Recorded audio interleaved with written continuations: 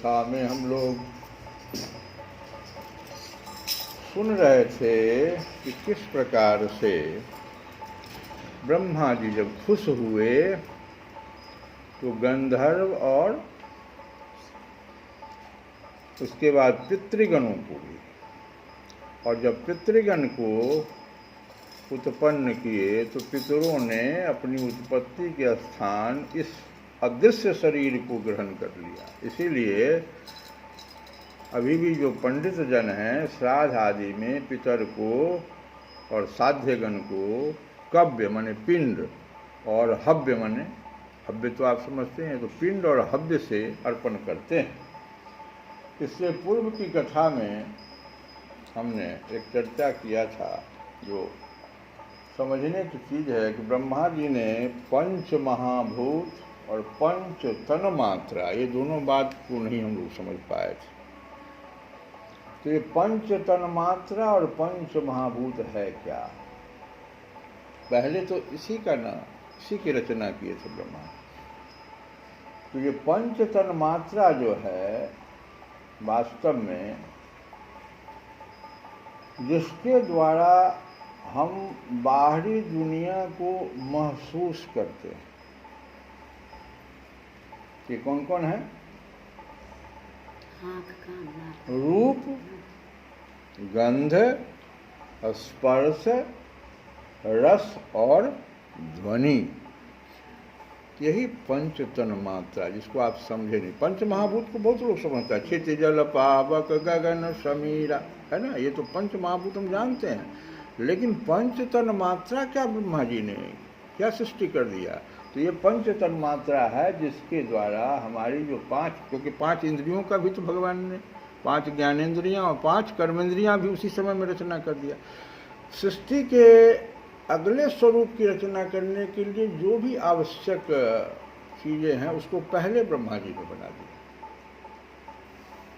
यही संकेत करता है।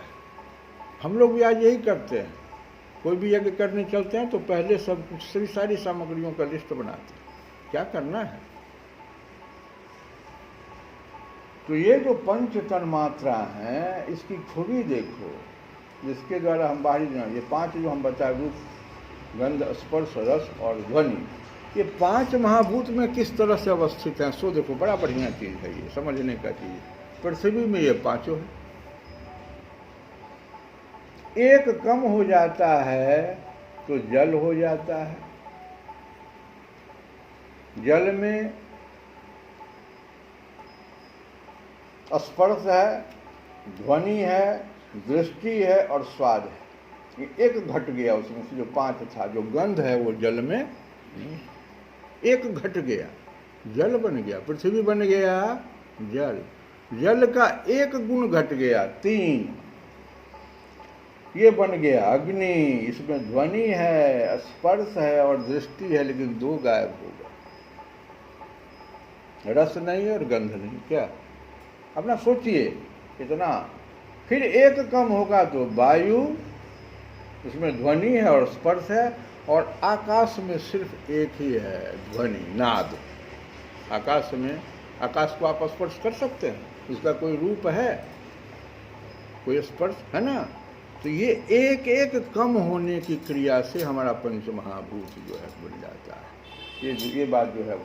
अब कल की कथा में हम लोग जो बता रहे थे कि ब्रह्मा जी पिंड और हव्य, इसके आगे अपनी तिरोधान शक्ति से ब्रह्मा जी ने सिद्ध और विद्याधरों की सृष्टि की, और उन्हें अपना वह अंतर्धान नामक अद्भुत शरीर दिया। विद्याधर जो लोग होते हैं अंतर्धान हो जाते हैं,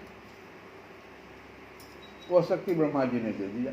एक बार ब्रह्मा जी ने अपना प्रतिबिंब देखा, तब अपने को बहुत सुंदर मानकर उस प्रतिबिंब से किन्नर और किंब पुरुष, किन्नर अभी भी जो देख रहे हो, और किंब पुरुष, इन दोनों की रचना, ये मानवों से श्रेष्ठ है, मानव से पहले उत्पन्न हो गए थे। किन्नर और किंब पुरुष उत्पन्न किए। उन्होंने ब्रह्मा जी के त्याग देने पर उनका वह प्रतिबिंब शरीर ग्रहण कर लिया। प्रत्येक बार ब्रह्मा जी उस शरीर को त्यागते हैं, क्योंकि अभी संतुष्ट नहीं हो रहे हैं। इसलिए ये सब उषः काल में अपनी पत्नियों के साथ मिलकर ब्रह्मा जी के गुण कर्मादि का गान करते हैं। उषा काल में ये किन्नर और किम पुरुष का यही काम है, गान बजान। एक बार ब्रह्मा जी सृष्टि की वृद्धि न होने के कारण बहुत चिंतित होकर हाथ पैर आदि अवयवों को फैलाकर लेट गए और फिर क्रोध बस उस भोग में शरीर को त्याग दिया। उससे जो बाल झड़ कर गिरे वे अहि हुए तथा उसके हाथ पैर सिकोड़ कर चलने से क्रूर स्वभाव सर्प और नाग। ब्रह्मा जी को ही क्रोध हो गया। सृष्टि की रचना कर रहे थे, बार बार वो वकील की तरह जो है ना वो तर्क खोजते थे कि अब क्या करें। तो इस तरह से देखो अब सर्प और नाग की रचना हो गई, जिनका शरीर फन रूप से कंधे के पास बहुत फैला होता है। एक बार ब्रह्मा जी ने अपने को कृतकृत्य सा अनुभव किया। उस समय अंत में उन्होंने अपने मन से मनुओं की सृष्टि की। अब मनुओं की सृष्टि मन से ब्रह्मा जी कर रहे, अभी तक तो शरीर से सब कर रहे थे। अब ब्रह्मा जी ने अपने मन पर ध्यान दिया और मन से मनुओं की सृष्टि कर दी। ये सब प्रजा की वृद्धि करने वाले हैं। मनस्वी ब्रह्मा जी ने उनके लिए अपना पुरुषाकार शरीर त्याग दिया। मनुओं को देखकर उनसे पहले उत्पन्न हुए देवता और गंधर्वादि ब्रह्मा जी की स्तुति करने लगे। यहाँ पर आकर के अब ये देवता और गंधर्व ब्रह्मा जी की स्तुति करने लगे। वे बोले, विश्वकर्ता ब्रह्मा जी, आपकी यह जो मनुओं की सृष्टि है बड़ी ही सुंदर है। इसमें अग्निहोत्र आदि सभी कर्म प्रतिष्ठित हैं। इसकी सहायता से हम भी अपना आविर्भाव ग्रहण करेंगे। देवताओं को भोजन मिलेगा अब इन्हीं मनुओं से। फिर आदि ऋषि ब्रह्मा जी ने इंद्रिय संयम पूर्वक तप विद्या योग और समाधि से संपन्न हो अपनी प्रिय संतान ऋषिगण की रचना की और उनमें से प्रत्येक को अपने समाधि योग ऐश्वर्य तप विद्या और वैराग्य में शरीर का अंश दिया। इस कथा को यहीं पर विराम करते हुए कल वाली कथा जो चल रही थी, जिसमें हम लोग उपासना घाट में थे ना, ये नमामि समीशान, तो गुरुजी अब कहते हैं कि तब माया बस जीव जरो संतत फिरहि बुलान देहि पर क्रोध न करिए प्रभु कृपा सिंधु भगवान। बहुत दयालु गुरु थे, बहुत दयालु। वो शूद्र था, मंत्र ले लिया, शिव मंत्र, गलती पे गलती किए चला जा रहा। भोले बाबा सहन नहीं कर सकते। यहाँ संकेत कर दिए गुरु जी कि तब माया बस जीव जरा, ये बच्चा माया बस है, हे भगवान क्षमा कर दो।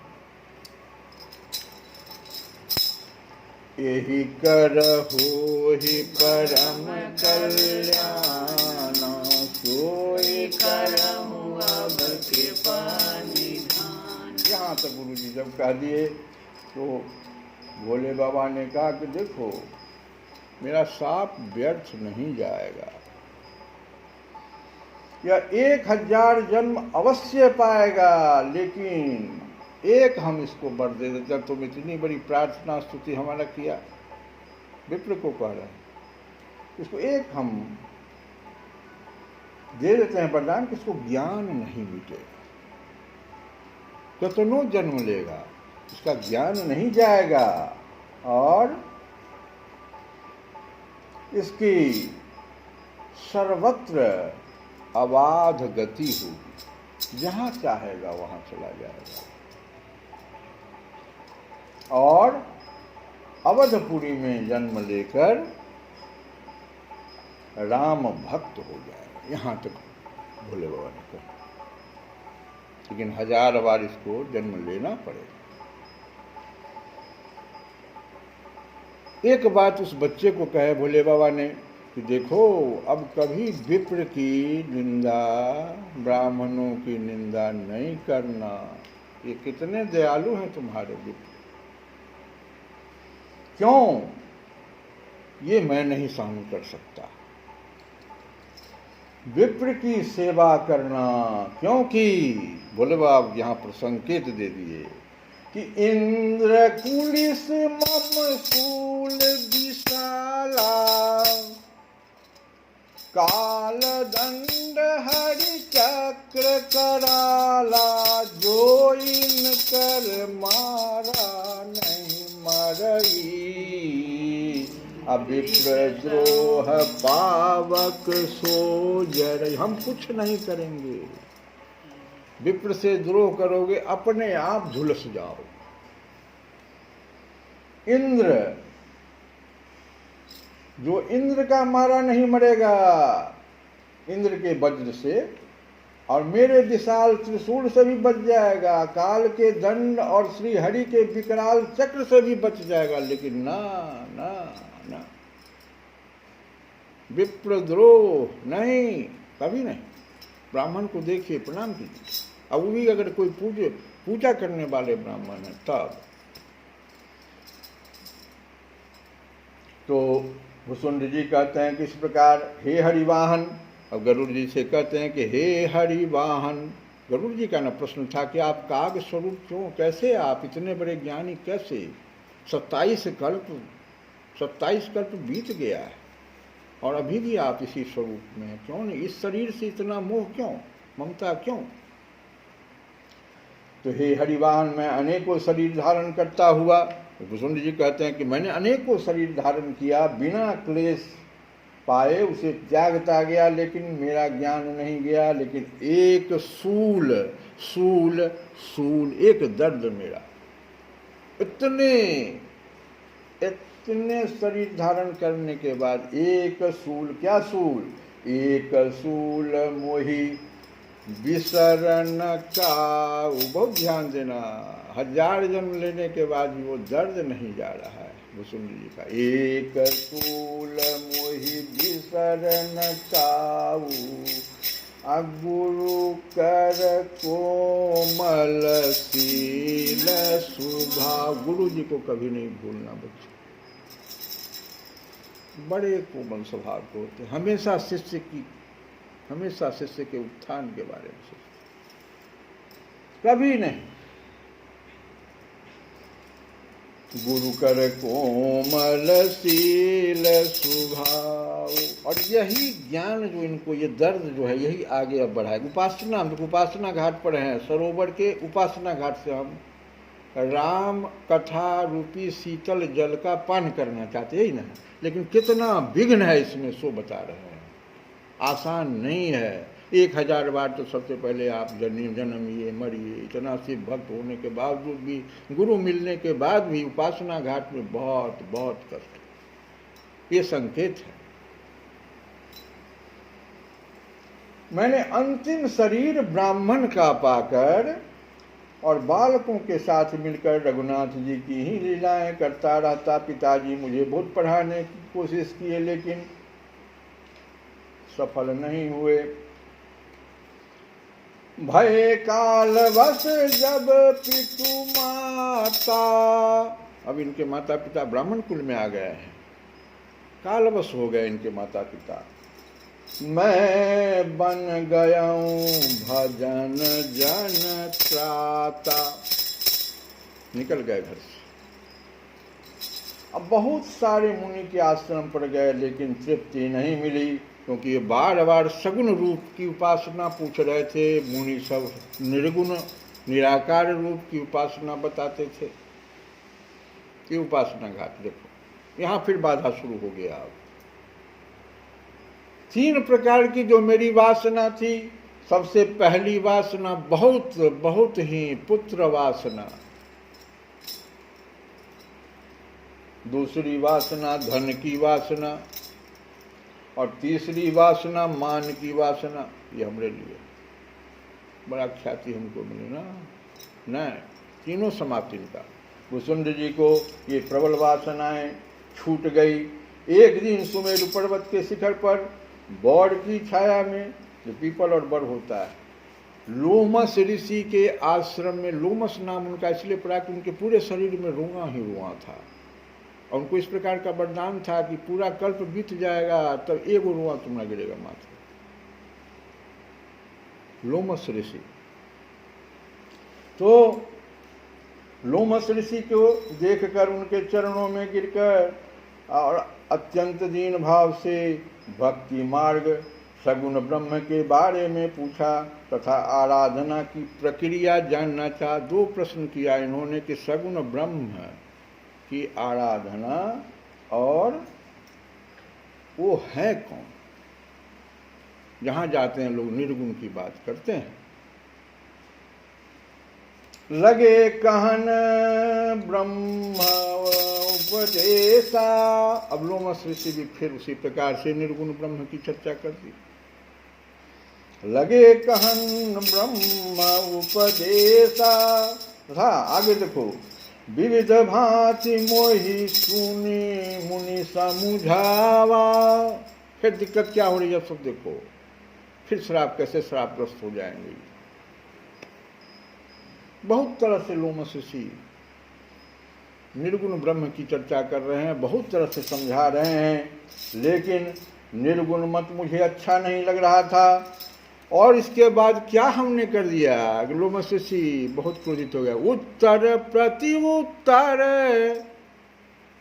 गुरु कुछ समझा रहा है, शिष्य जो है बार बार प्रश्न कर रहा है, तर्क दे रहा है, तो उत्तर प्रति उत्तर मैं किन्ना मुनि तन भय क्रोध के चिन्हा। क्रोध आ गया मुनि। क्या उत्तर प्रति उत्तर, समझो। बार बार ये कह रहे थे, अभी के वैज्ञानिक भाषा में समझा रहे हैं कि हाइड्रोजन और ऑक्सीजन के मिलने से जल बन जाएगा। हाइड्रोजन भी निर्गुण, वो भी निर्गुण, लेकिन जल जो है वो सगुण रूप हो जाता है। तो लोमस ऋषि कैसे सगुण हुआ, वो तो माया है। तो कहते थे कि उसमें प्यास बुझाने की क्षमता है। हाइड्रोजन में कहाँ है, ऑक्सीजन में कहाँ है। एक हाइड्रोजन ले लो, एक ऑक्सीजन ले लो, क्या बन जाएगा, ऑक्सी हाइड्रो फ्लेम बन जाएगा, जो बिल्डिंग में काम आता है। तो कहाँ हुआ, कोई क्रम होना चाहिए, कोई ज्ञानी होगा, कोई पीएचडी होगा उसमें, कोई बहुत बड़े मुनि ऋषि होंगे जो क्रम समझावेंगे। 2 हाइड्रोजन, 1 ऑक्सीजन।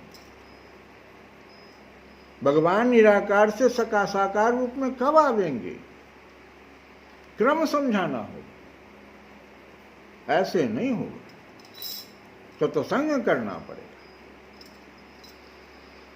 यही उत्तर और प्रति उत्तर हो रहा था बार बार। मुनि को बहुत क्रोध आ गया, और क्रोध आने पर मुनि कह रहे हैं कि तुम अपने को बहुत ही ज्ञानी समझता है, तू गुरु के साथ शास्त्रार्थ कर रहा है। शास्त्रार्थ गुरु के साथ करने वाला व्यक्ति चांडाल होता है। तो पहला चांडाल कौआ क्यों हुए, कौए हो जाते ना, चांडाल कौआ हो गए। का है, गुरु के साथ शास्त्रार्थ कर रहे थे इसीलिए चांडाल हुए। और काएं काएं तुम कर रहा है, उत्तर प्रति उत्तर कर रहा है, काएं काएं काएं काएं, इसलिए जा कौआ हो, तो चांडाल कौआ हो जाता। लेकिन इनके पास तो भोले बाबा का दिया हुआ ज्ञान था। न काम था, न क्रोध था, न मद था, न मोह, कुछ नहीं था इनके पास। बहुत सुंदर रूप से कौआ बन गए, स्वीकार किया उन्होंने। और भोले बाबा यहीं पर उमा से कहते हैं, क्या कहते हैं कि उमा जे राम चरण रतो।